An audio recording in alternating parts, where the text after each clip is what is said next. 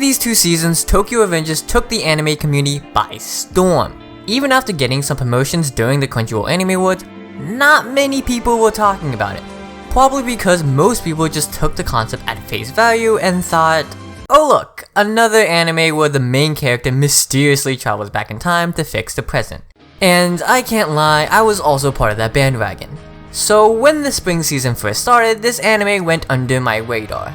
It wasn't until I was hanging out with a few of my friends and they wanted to watch Tokyo Revengers. Since I trust my friends' recommendations, I gave it a shot, and I was thoroughly surprised of how engaging the anime was. Literally after hanging out with my friends, I binged every single episode that was out at the time. Then after a couple weeks of keeping up with the show week by week, I just couldn't take it anymore. Guys, I started reading the manga. That's right, I became one of those people. On the other hand though, this should be a great indicator on how great I think this show is. Now don't worry, I won't spoil anything for you anime-only peasants. Getting back on topic, Tokyo Revengers really did feel like it blew up in popularity within the blink of an eye. And it wasn't even when the first episode was released, weirdly enough. And that's not to disrespect the first episode, it was a nicely done setup of the concept of the anime. It showed us that the whole reasoning of why he has to go back in time is to save his first and only ex-girlfriend Hina. Wait a minute. When I'm actually saying this out loud now, it kinda sounds stupid. But here's the thing though, during the first episode they showed the audience who Hina truly is, and this was a really smart move. Because now we know that Hina is just genuinely a sweet, lovable, and innocent person who didn't deserve what's going to happen to them in the future. This then makes us empathize with Takemichi, and now we understand why he wants to save her in the first place. The other great thing they did during episode 1 is how they handled the time travel aspect of the show. Tokyo Revengers incorporated this fun twist by allowing Takemichi to be able to go back and forth between the past and the present. This not only is something you don't normally see in stories like this, but it actually added this whole other layer of mystery to the whole story. However, I will get back to this point a bit later in the video because I would be jumping past many other plot points I want to talk about. Anyway, later on into the anime, we just see Takemichi living his childhood life, and it's honestly pretty uneventful and boring. It wasn't until episode 3 where everything got kicked into gear. This was the episode that Mikey and Draken got introduced, and boy did the internet explode when they were shown on screen. Holy fuck, he is beautiful! Bruh!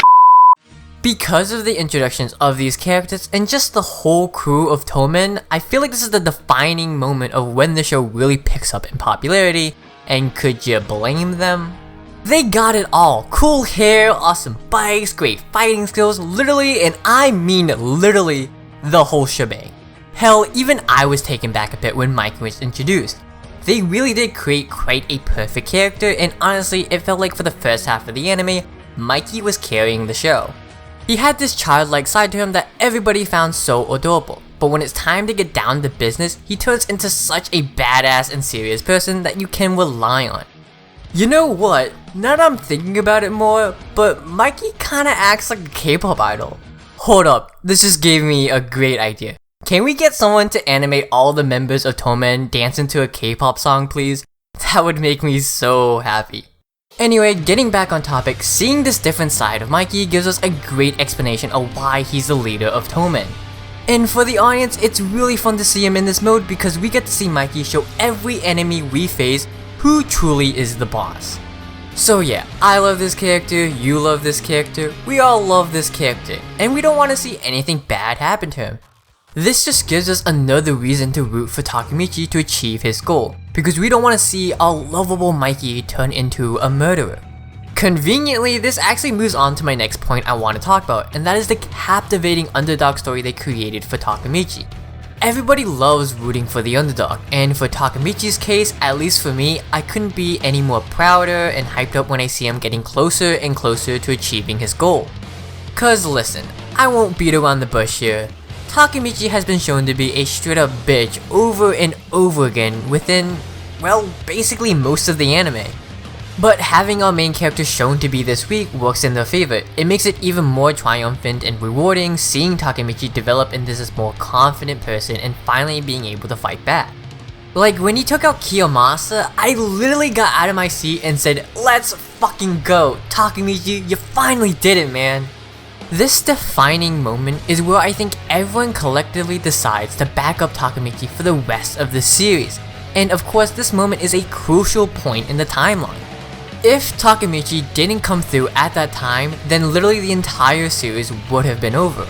However, after all of this, when we go back to the present, nothing really changed still, and this is where the whole mystery aspect comes into play for the anime.